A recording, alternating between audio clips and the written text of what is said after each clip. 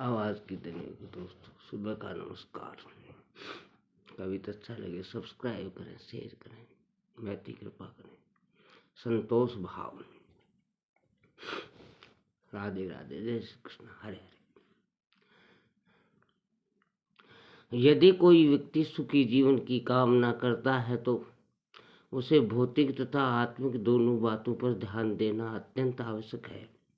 हम आध्यात्मिक विकास की बात भी कर सकते हैं, परंतु यह आत्मिक शब्द का अर्थ मनुष्य के मूल अच्छे गुणों से है। ये गुण हैं दूसरों के प्रति प्रेम, अपने काम के प्रति लगन, अनुशासन तथा ईमानदारी। ये हमारे जन्मजात गुणों की श्रेणी में आते हैं। धर्म के प्रति विश्वास बाद में आता है। इस संबंध में समझना होगा कि धार्मिक उपदेशों के दो स्तर हैं।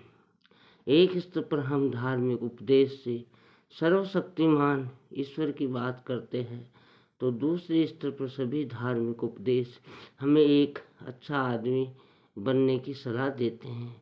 ये उपदेश हमारे जन्मजात गुणों को अधिक शक्तिशाली बनाते हैं। इसके लिए हमें अपने मस्तिष्क का उपयोग उचित दिशा में करना चाहिए, क्योंकि ये अद्भुत मस्तिष्क हमारी शक्ति तथा भविष्य का अनोखा स्रोत है। हम सभी के भीतर सृजन का एक सहज गुण होता है, जिसकी पहचान करना बहुत आवश्यक है। वस्तुतः अपनी शक्ति को पहचान कर योग्यता एवं आत्मविश्वास के साथ सब कुछ प्राप्त किया जा सकता है। अतः अपनी कार्य क्षमता को पहचान कर उसका पूरा लाभ उठाना चाहिए। उदाहरण के लिए मुस्कुराहट सभी की एक महत्वपूर्ण विशेषता है, परंतु कई बार एक अच्छे गुण का भी हम गलत प्रयोग कर बैठते हैं, जहां मजाक उड़ाने के लिए या कूटनीति के लिए। इससे किसी के मन में संदेह की भावना भी जन्म ले सकती है। अतः एवं रोजमर्रा की सहज जिंदगी के लिए प्रेम भरी मुस्कुराहट ही काफी है। जब सुविधाएं हमें अच्छी चीजें देती हैं, तो वे बुरी वस्तुएं भी दे सकती हैं। अतः ये आवश्यक है कि अपने मस्तिष्क में अच्छे बुरे की पहचान की विवेकशीलता विकसित करें। कई बार हम आत्मविश्वास और अहंकार में कोई फर्क नहीं समझ पाते, क्योंकि दोनों ही मन के स्तर को उठाकर निर्दयता का भाव भरते हैं।